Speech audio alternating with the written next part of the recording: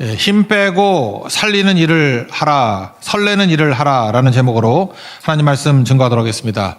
오늘은 암몬의 새롭게 왕이 된 한운 이야기입니다. 그의 아버지가 나하스라는 왕이었는데 아마도 다윗과는 친하게 지냈던 것 같습니다. 근거는 성경에 없거든요. 근데 나하스와 다윗이 어떻게 친하게 되었을까? 추측컨대 사울에게 쫓길 때 아마도 도와줬던 것 같습니다. 그러니까 다윗은 항상 그걸 못 잊고 은혜에 대한 감사하는 마음을 갖고 있었던 것 같습니다.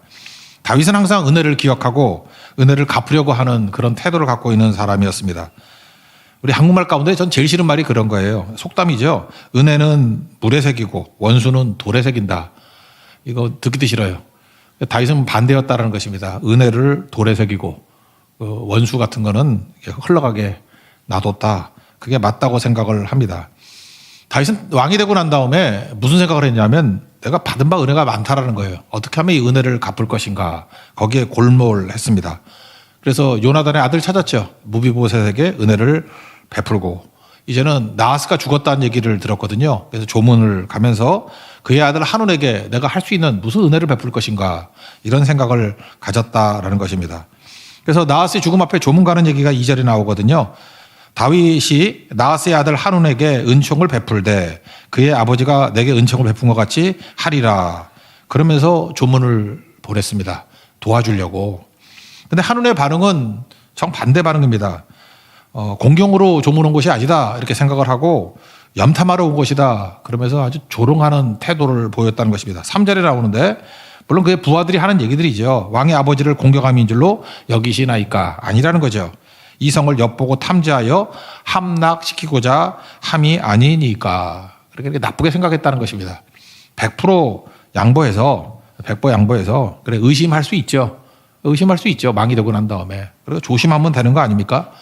근데 한운의 태도는 과도했습니다. 그 사신들을 조롱하고 그 다음에 외교적으로 이게 있을 수 없는 일이거든요. 관계를 끊어버릴 정도의 모욕감을 주는 행동을 했다는 것입니다. 그게 4절에 나오는데 중동 사람들은 수염을 귀하게 여기잖아요. 수염을 절반을 잘라버렸어요. 그러니까 우리 조선시대 때 상투 자랐을 때 막 목숨 잃은 것 같이 괴로워하지 않았습니까? 똑같은 현상이 벌어졌고 이건 지금도 부끄러움이죠. 의복의 중동 볼기, 엉덩이 쪽에 잘라버렸어요. 엉덩이 다 보이게. 지금도 이건 수치이죠. 이런 수치로 돌려보냈다. 뭐하러 이렇게 합니까? 그냥 의심하면은 그냥 조용히 끊어버리든지 아니면 경계하면 끝나는 거 아니에요? 근데 뭐하러 이렇게 무리수, 자충수, 악수를 둔 거죠. 그래서 나중에 이것 때문에 패배하게 되고 실패하게 돼버립니다. 바보짓을 한 거죠. 저는 오늘도 이 말씀을 묵상하면서 이런 생각을 했어요. 이 한운이 왜 이런 일을 행했는가. 이 한운에게서 우리 자신의 모습을 발견할 수 있다고 생각을 합니다. 한운에 대해서 한번 두 가지를 살피겠는데 첫 번째 그는 스트레스를 엄청 받은 것 같아요. 그러니까 왕이 처음 되고 난 다음에 스트레스를 받았던 것 같습니다. 엄청난 부담감, 스트레스. 아버지가 나왔는데 왕 잘했던 것 같아요. 그러니까 아버지가 선왕이었으니까 나는 더 잘해야지라고 하는 그런 스트레스 그런 게 있었죠. 여호수아 1장 같은 데도 보면 그런 거 있죠. 여호수아가 이스라엘의 지도자가 되고 난 다음에 굉장히 스트레스가 있었던 것 같아요. 왜? 전임자가 모세니까. 그래서 모세가 죽고 난 다음에 이렇게 두려워했다. 그러니까 두려워 말라 이렇게 얘기하잖아요. 너는 강하고 담대하라. 아마 스트레스를 갖고 있는 것을 하나님이 아시고 스트레스에 머물러 있지 말고 하나님 믿고 의지하면서 나아가라. 그런 말씀을 주셨던 것 같습니다. 근데 한우는 스트레스를 받으니까 잘해야 되겠다. 그런 마음을 먹고 최선을 다하겠다. 그런 마음을 가졌던 것 같습니다. 그런데 하나님 없는 열심은 스트레스 받는 거 아시죠? 지금도 우리 예배드리는 성도 가운데 내가 믿음이 없거나 믿음이 좀 약하거나 하나님 없는 어떤 최선을 다하거나 그러면 100% 스트레스 받게 돼 있다는 것입니다. 부담감 때문에 입맛도 없고 안절부절하고 어떤 때는 여러 가지 장애에 처할 때도 있다는 것입니다. 안식이 사라지게 된 거죠. 왜 그렇습니까? 내가 알파 오메가이기 때문에 그래요. 나로부터 시작해서 내가 끝내야 되니까. 다 내 힘이잖아요. 내 힘. 감당 못 하잖아요. 알파 오메가는 예수님이신데 예수님으로 시작해서 예수님께 맡겨야 되는데 그 예수님 역할을 내가 해버린다고 생각하니까 스트레스가 극한으로 가버리는 거죠. 시편 127편 1절과 2절을 우리 잘 아는 말씀인데 여호와께서 집을 세우지 아니하시면 세우는 자의 수고가 헛되고 여호와께서 성을 지키지 아니하시면 파수꾼의 깨어있음이 허사로다.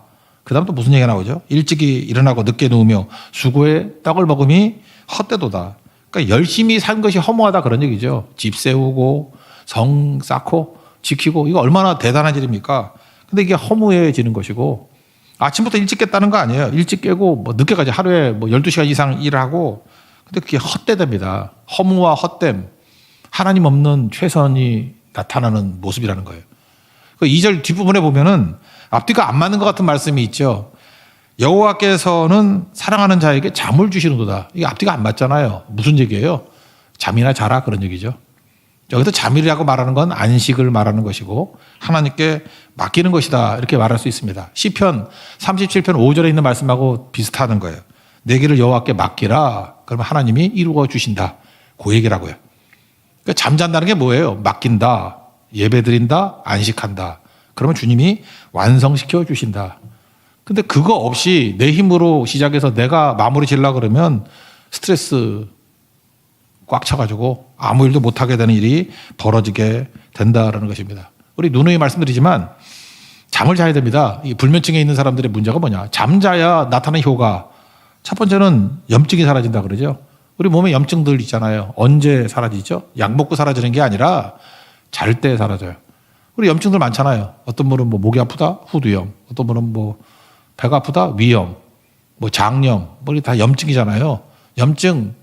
푹 자고 나면은 우리 몸에 염증이 있거든요. 그게 사라지고 사라지는 거예요. 연세 드시고 난 다음에 마지막에 사인을 보면 폐렴일 때가 많죠. 그게 뭐예요? 푹 못 자서 그래요. 그때는 이제 면역력이 떨어지니까. 마지막은 폐렴으로 끝나잖아요. 제일 약한 장기니까. 그렇게 되는 거 아니에요? 그러니까 잘 수 있다는 건 뭐예요? 맡기는 것, 안식하는 것, 예배하는 것. 그럴 때 회복의 능력이 나타나게 된다는 것입니다. 또 하나가 뭐죠? 그 잠 잘 자야 되는 이유. 잠 잘 때 청소년 때는 키가 자라요. 특별히 고등학교 때까지 그런 것 같아요. 잘 자야 키가 자랍니다. 제가 이렇게 키 큰 애들에 대한 관심이 많거든요. 그래서 너 어떻게 키가 컸냐 이렇게 물어보면 대부분이 엄청 먹고 자요. 저도 그랬던 것 같아요. 뭐 라면 10개 끓여 먹고 자고 제가 제일 많이 잤을 때 24시간 잤던 적이 있어요. 그때 어머니가 그러더라고. 너 2cm 컸다고. 물론 뭐 재보지도 않았는데 느낌상 그렇게 막 크더라고. 전 정말 잘 잤거든요. 그래서 우리 반에서 제가 키가 제일 컸어요. 1등이었다고. 자는 애, 키 큰 애. 제 친구들 작은 애들도 많았는데 걔네들 맨날 게임하고 옛날에 갤러고 뭐 이런 거 그죠. 끝나지도 않고. 요즘에 뭐 하라나. 이렇게 휴대폰 들고 다니면서 게임하는 거. 그 청소년기에 초등학교 때 이렇게 게임 많이 하면 볼 것도 없어요. 걔 키 안 자라요. 자야 되거든요. 뭐 그 정도는 합시다. 성인이 되고 난 다음에 여러분 이제 성인 됐잖아요. 이 잠을 안 자면 어떤 일이 벌어지느냐? 최악이 나오는데 자기의 나쁜 습관을 다른 사람들에게 보여주는 위험한 상태에 처하게 됩니다. 우리는 잘하는 것도 있지만 못하는 것도 있잖아요. 내가 보여주고 싶지 않은 악이 있죠. 독이 있죠. 근데 잠을 안 자면은 나쁜 습관이 드러나게 된다는 거예요. 그래서 내가 위험 상태에 처하게 된다는 것입니다. 지금도 그래요. 여러분들 잠 안 자고 계속해서 스트레스 받고 그러면요. 일단 조급증이 옵니다. 빨리빨리. 그러면서 막 조급해져요. 그래서 일을 그르치게 되고 또 하나는 깊이 생각하지 못합니다. 그래서 저 사람 생각도 없나? 그렇게 천박해? 그러니까 뭐 1cm, 2cm밖에 생각을 못해요. 깊이가 없어요. 잠을 자면 깊이가 생기게 된다는 것입니다. 더 큰 문제는 뭐냐? 그냥 keep going. 그렇게 살던 대로 쭉 살아가면 되는데 맞는 답을 가지고 살다가 이상하게 답을 고쳐요. 그래서 인생 꼬여. 그런 게 되게 많아요. 그래서 잠 안 자는 사람은 분명히 뭐 이상한 결정을 내려. 근데 그 결정이 우리를 위기에 처하게 만들어요. 위험에 처하게 만드는 일이 있다라는 것입니다. 그게 바로 뭐예요? 그게 전부 다 잠 안 자고 있을 때 벌어지는 일이죠. 잘 자면 어떤 일이 벌어집니까? 지혜로워져요. 하나님의 지혜가 임하게 되고 맡기는 거니까 행복해집니다. 그리고 성장이 일어나요. 우리 씨 뿌리는 비유에도 나오잖아요. 야고보서 4장 27절. 밤낮 자고 깨고 하는 중에 씨가 나서 자라되. 언제 성장이 이루어져요? 특별히 믿음의 성장은요. 하나님께 잘 때, 맡길 때, 안식할 때. 그러니까 하나님이 일하시는 거잖아요. 그때 막 쑥쑥 자란다고요. 결과적으로 열매를 맺게 된다라는 것입니다. 그래서 사랑하는 자에게 잠을 주시는도다. 이건 무슨 얘기예요? 맡기라는 얘기고 이제부터 은혜의 세계 속으로 들어가라. 그런 얘기입니다. 근데 한우를 보세요. 한우는 부담감 때문에 스트레스 때문에 맡기지 못하고 자기 혼자 다 처리하잖아요. 그러니까 어떤 일이 벌어져요? 의심하게 되고 그 다음에 안 해도 될 행동하잖아요. 조롱하고 왜 볼기장을 봐서 뭐 하려고 그래 그거. 왜 수염을 왜 잘라. 그러다 보니까 이상한 행동을 하잖아요. 무리수를 두잖아요. 무리수를 두니까 조금 지나고 난 다음에 깨달은 것 같아요. 이러면은 다윗이 열받겠네. 당연하죠. 아니 멀쩡한 사람 여러분 수염은 없으니까 뭐 이렇게 가위 갖고 머리를 한 반쯤 잘라버려. 그리고 뭐 어떤 형제한테 엉덩이를 뭐 가위로 잘라가지고 세모 별표 뭐 별꼴이야. 그럼 그 사람이 가만히 있겠어요? 그래서 여기 6절 같은데 보세요. 암몬 자손들이 자기들이 다윗에게 미움이 된 줄 알고. 이거 당연한 거죠. 이건 뭐 지나봐야 하나? 상상을 해봐도 알지. 그런 짓 하면은 미움이 되겠죠. 미움이 돼가지고 이제 걱정이 되는 거야. 다윗이 센 왕인데 우리를 공격하면 어떡하나. 그래서 그 뒤에 보니까 6절 하반절에 보니까 아람 사람을 비롯해 아람이 여러 나라에 쪼개져 있었던 것 같아요. 그래서 그 여러 왕국들이 있었는데 그 왕국에 있는 왕들에게 다 돈을 줘가지고 용병을 써요. 거기 합쳐보면은 32,000명 용병을 쓰게 됩니다. 32,000명. 이 병행 구절이 역대하 19장 6절에 나오는데 은 1,000달란트를 주고 용병 32,000명을 고용했다라는 얘기가 나와요. 우리가 은으로 따질 때 한 달란트가 얼마라 그랬습니까? 6,000데나리온. 데나리온이 1당인데 1당을 10만 원씩 잡으면 6,001분이죠. 그러니까 1년에 300일 정도 일한다고 생각하면은 300일? 그죠? 20년 동안 일하는 돈이죠. 그게 6,000데나리온이에요. 그래서 10만 원씩으로 300일 일하는 걸로 친다 그러면 6억 정도. 그러니까 한 달란트를 한 6억 정도로 치면 비슷할 것 같아요. 그러니까 1,000달란트 그러니까 얼마? 6천억 들었다는 거예요. 그 며칠 쓰는데 6천억 들었다는 거예요. 뭐 국가가 뭐 부자인지 어떤지 모르지만 이거 말고도 부대 비용 들었을 거 아니에요. 한 6천억에서 한 1조 2천억 정도? 그 정도 비용이 들었다는 것입니다. 잘 보세요. 괜히 스트레스 받아가지고 무리수 자충수 둬가지고 미움 사게 되고 겁이 덜컥 나니까 용병 써가지고 그리고 이래서 이겼으면 말도 안 해. 이것 때문에 실패하고 패배했어요. 그래서 망했다고. 여기서 한운의 모습에서 우리는 뭘 발견하게 됩니까? 우리 자신의 모습을 발견하게 되는 거예요. 스트레스는 놔두면 되는 게 아닙니다.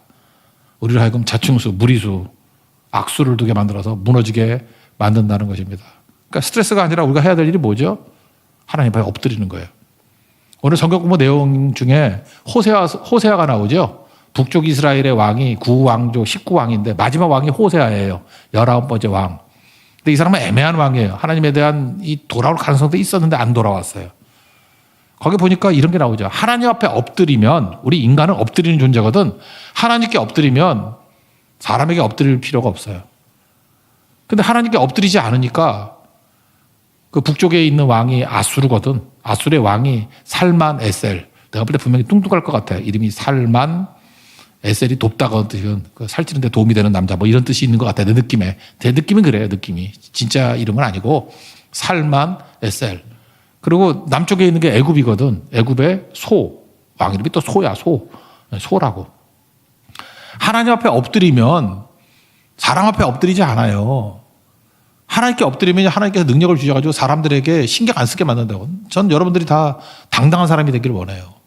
근데 하나님께 엎드리지 않으니까 아수르에게 엎드리고 또 그다음에 애굽에게 엎드리고 양다리 외교하다가 살만에셀이 열받아가지고 그 북쪽 이스라엘을 남자 다 죽여버리고 여자들 다 겁탈해버려요. 그래서 혼혈민족이 태어나. 그래서 그때 나온 게 사마리아 사람들. 그죠? 사마리아 사람들. 혼혈족이 나와버려요. 그 누구 때문에 그래요? 호세아가 그때 엎드리기만 했어도 그런 재앙이 없을 건데 우리 인생이 그래요.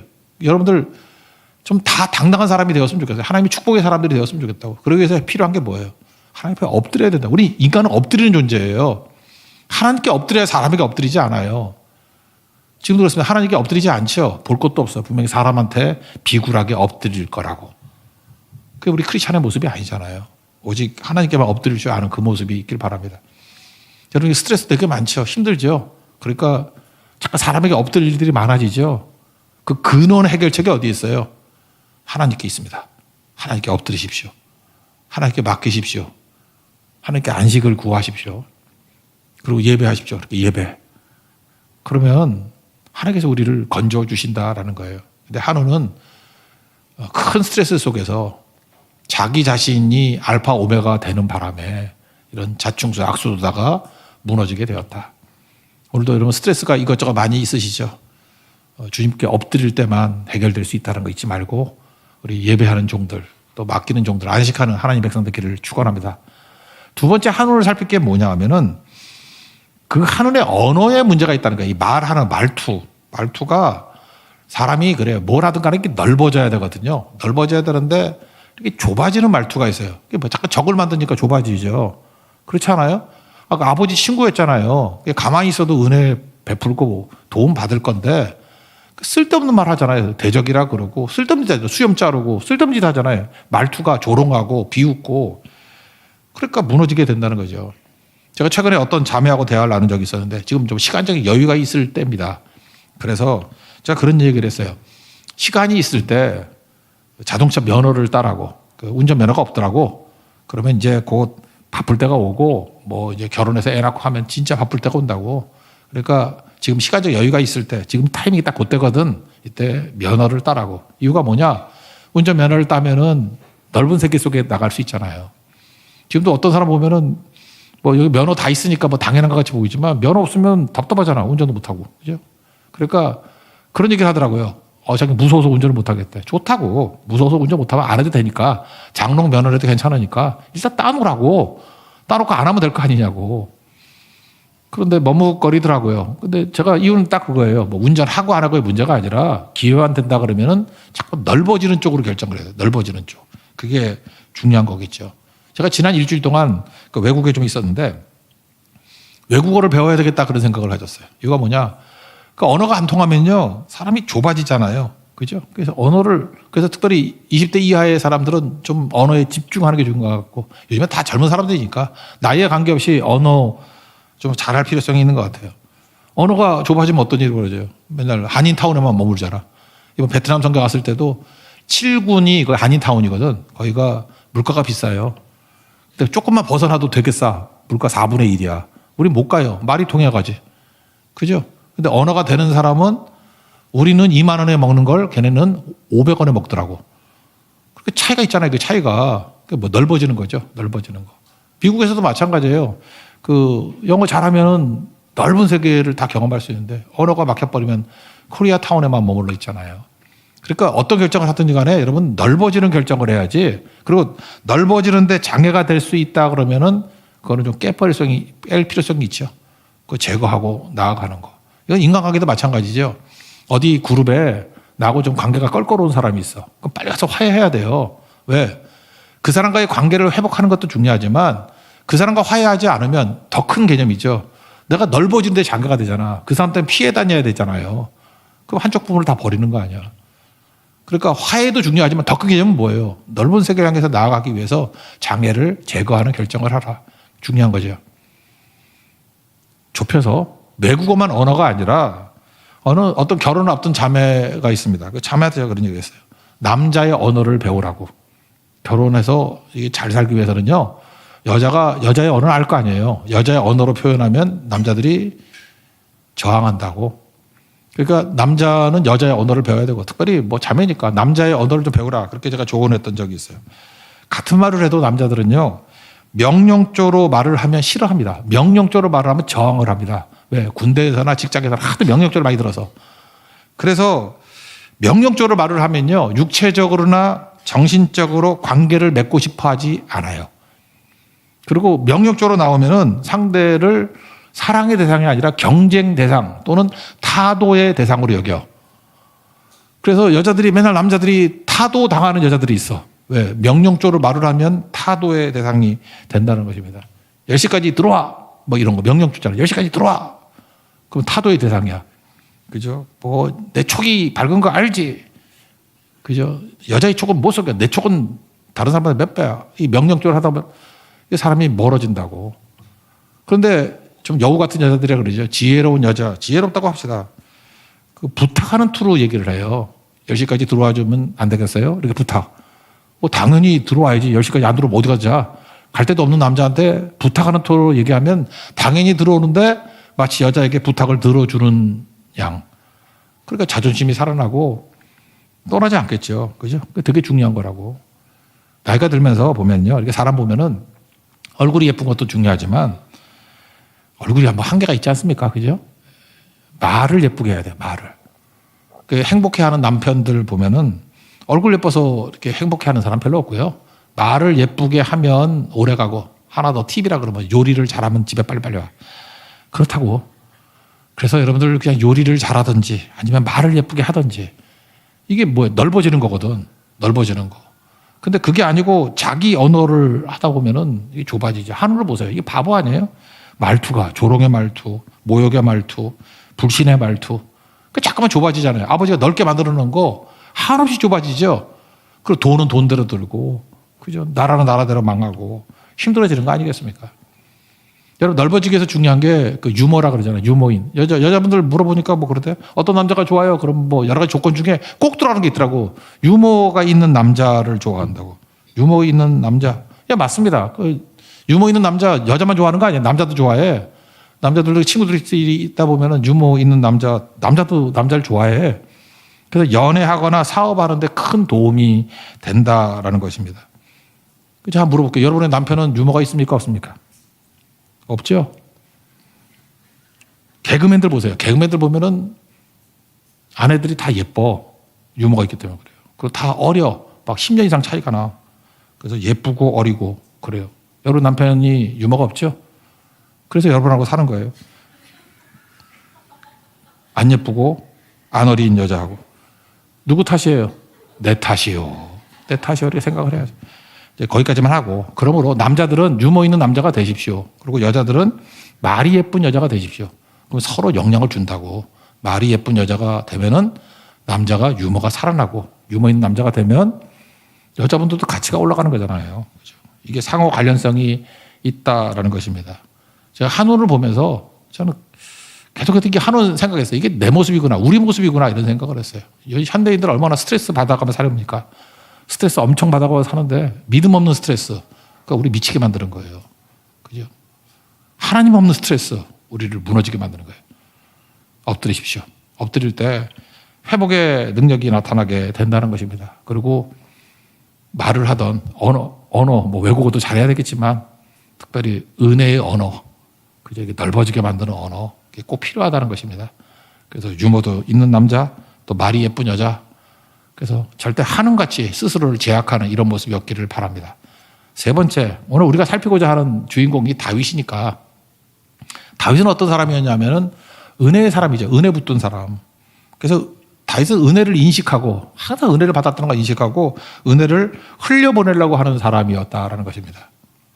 제가 지난 일주일 동안 이렇게 눈이 아파가지고요. 이렇게 책도 안 보고 그러고 살았어요. 이렇게 쭉 살다가 이렇게 뭐 생각을 많이 하니까 돌아가신 우리 친할머니가 생각이 나더라고. 우리 친할머니가 26살에 과부가 돼가지고 94세까지 사셨거든요.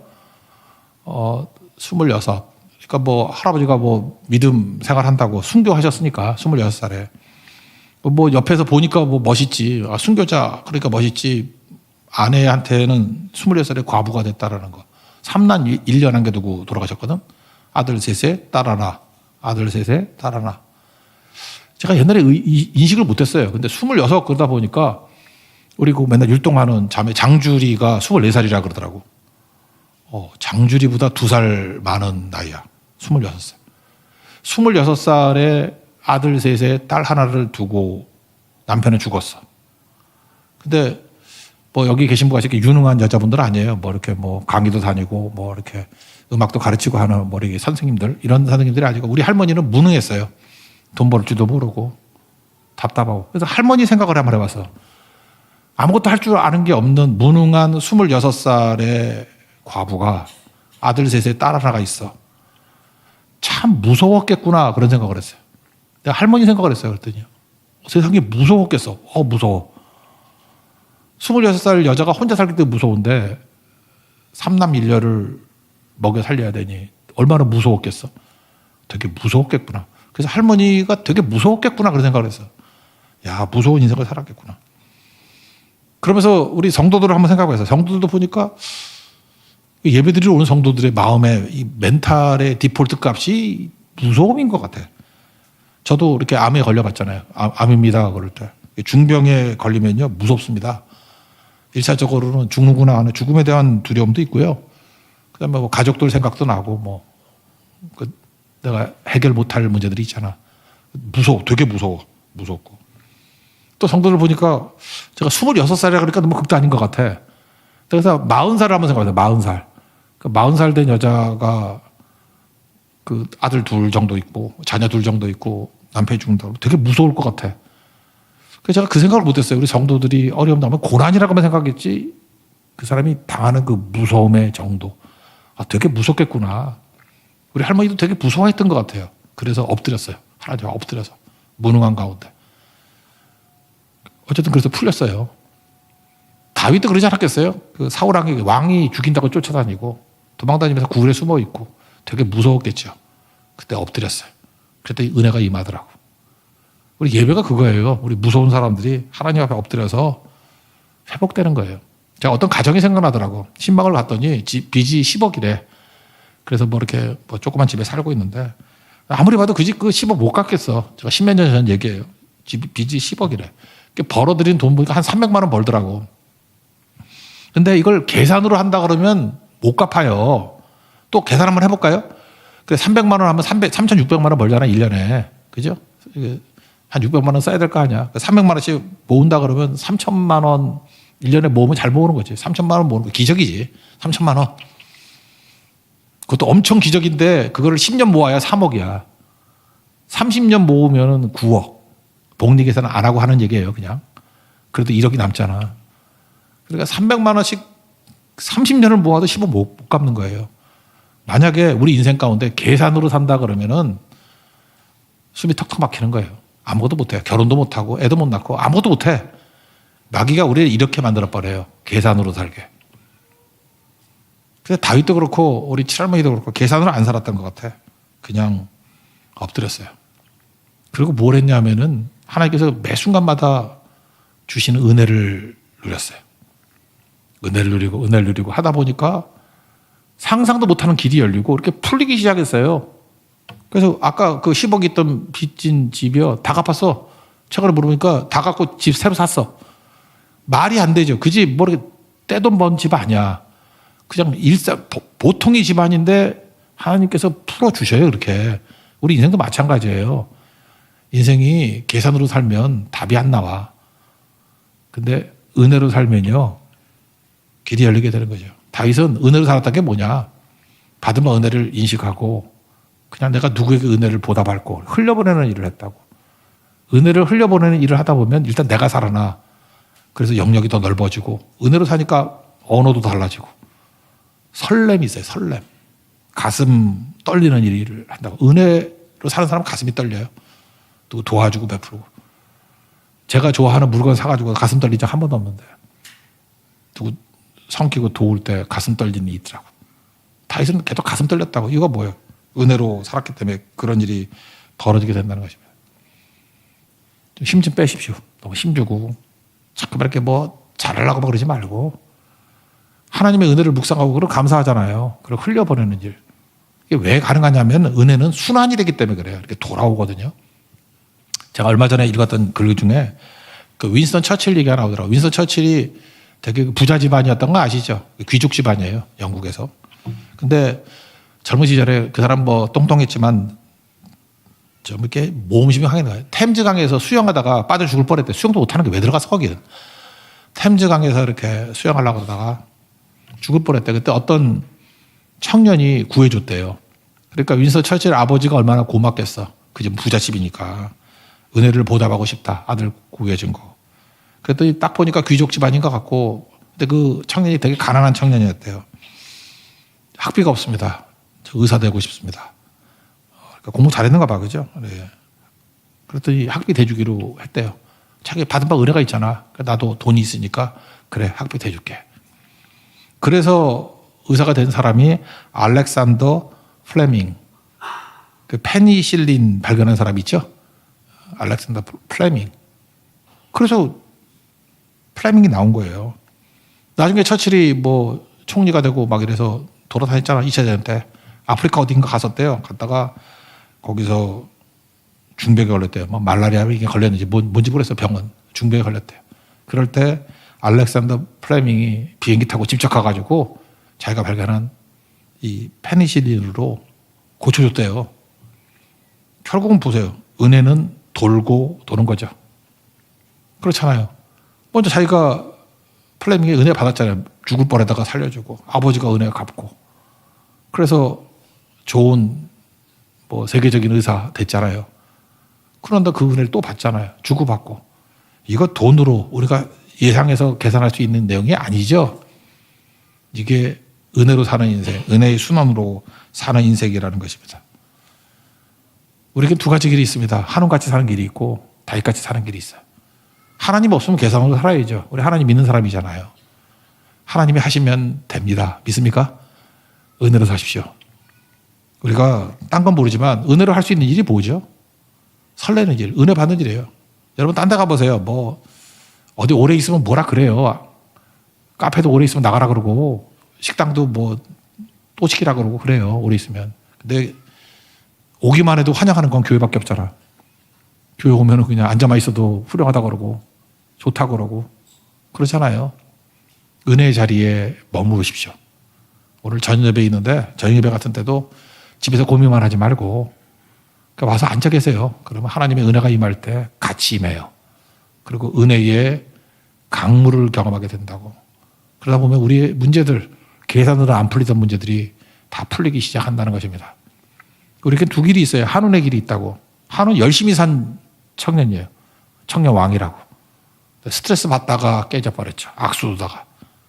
그리고 언어가 거칠어지죠. 독이 나오잖아. 우리가 좋지 않은 게 나오잖아요. 왜 내 주변 사람들이 자꾸만 이상하게 보고 내가 자꾸만 실수하느냐. 맡기지 못해서 그래요. 하나님 없는 스트레스를 우리 망하게 만듭니다. 언어도 망치게 만들고. 다윗을 보세요. 스트레스 그러면 다윗 스트레스가 더 크지. 적은 거겠어요. 목숨의 위기인데. 그때마다 그는 엎드릴 줄 알았기 때문에 사람에게 엎드리지 않았습니다. 그리고 하나님이 주시는 능력을 은혜라 그러는데 은혜의 세계 속에 들어갔어요. 증폭이 되죠. 주고받고 주고받고. 윈스턴 처칠과 알렉산더 플레밍의 그 순환을 한번 보십시오. 이건 뭐 알 수 있는 예증이지만 우리에게는 알 수 없는 수없이 많은 은혜의 순환 가운데 풍성해지는 일이 벌어지게 된다는 것입니다. 이건 승법 법칙이에요. 이거는 2배, 4배, 8배 정도가 아니라 폭발적인 능력이 나타나게 될 것입니다. 은혜로 살아가는 하나님의 종되기를 축원합니다. 자리에서 일어나겠습니다. 아무것도 두려워 말라 찬양하겠습니다.